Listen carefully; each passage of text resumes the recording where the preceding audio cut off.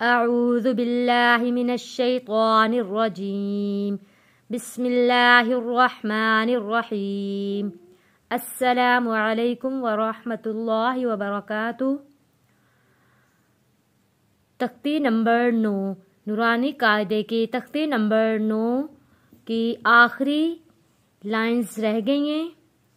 2 lines ہم آج پڑھیں گے اور آخری 2 لائنز ہم کل انشاءاللہ تعالی پڑھیں گے۔ تختے نمبر 9 میں ہم لوگ پڑھ رہے تھے زبر زیر پیش، تنوین، کھڑی حرکات، حروف مدہ، حروف لین، ان سب چیزوں سے مل کر یہ تختی نمبر 9 موجود ہے نورانی قاعدے میں۔ تختی نمبر 9 ہمیں پڑھنا آ گئی تو آگے سبق پڑھنا ہم سب کے لیے بہت آسان ہے۔ دیکھیں، جیسے کہ میں نے آپ لوگوں کو بتایا تھا کہ زبر کو نرمی کے ساتھ ادا کرتے ہیں، جھٹکا دے کر نہیں پڑھتے، کھینچ کر نہیں پڑھتے۔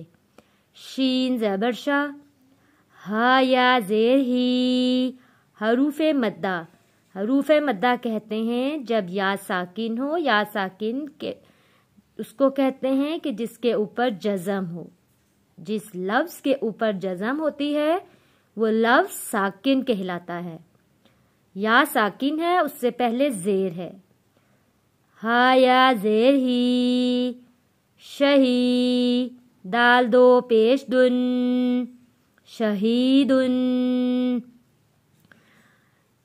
میرے جن اسٹوڈنٹس کو میری یہ تختی پڑھنا سمجھ میں نہیں آ رہی، میں ان سے کہوں گی کہ وہ میری فرسٹ ڈے سے جو میں نے پڑھایا ہے اس سبق کو وہ دیکھیں، ان کو سمجھ میں آ جائے گا کہ حروف مدہ، حروف لین، کھڑی حرکات یہ سب کیا چیزیں ہیں۔ انہیں میں نے آپ لوگوں کو تفصیل سے بتایا ہوا ہے تاکہ آپ لوگوں کے لیے یہ تختی پڑھنا آسان ہو جائے۔ عین زبر ع، ظا یا زیر ضی، عضی، میم 2 زیر من، عظیمن۔ قاف زبر قا، را یا زیر ری، قری، با 2 زبر بن، قریباً۔ قاف کو موٹا پڑا گیا، را کو پتلا پڑا گیا کیونکہ را کے نیچے زیر ہے۔ کاف زبر کا، را یا زیر ری، کری، میم 2 زیر من، کریمن۔ میم زبر ما، جیم یا زیر جی، مجی، دال 2 پیش دن، مجیدن۔ میم پیش مو، حا یا زیر حی، محی، طا 2 پیش طن، محیطن۔ تنوین ہے، تنوین کہتے ہیں 2 زبر، 2 زیر اور 2 پیش کو تنوین کہتے ہیں۔ تنوین پہ ہم غنہ کر کے پڑھیں گے۔ غنہ کہتے ہیں ناک میں آواز چھپانے کا نام ہے۔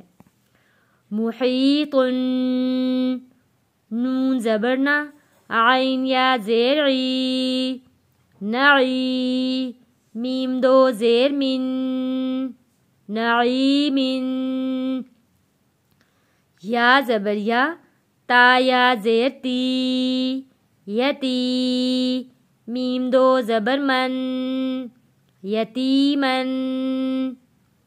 یا زبر یا، سین یا زیر سی، یسی، را 2 زبر رن، یسیرن۔ را پیش رو، واو یا زبر وی، روی، دال 2 زبر دن، رویدن۔